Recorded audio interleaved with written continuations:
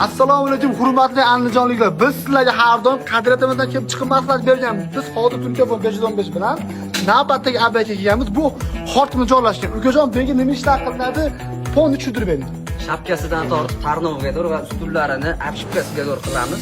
Bugundan ish boshladi, xudo xolasa. Ko'ryapsizlar jarayonlar avjida. Kuzatib borsizlar ishlarimizni o'zingizlar ko'rib turibsiz. Qadrdonlar, har bir narsaga mehr bilan yondashdik. Hatto ustunlikni ham san'at asariga aylantirsa bo'ladi.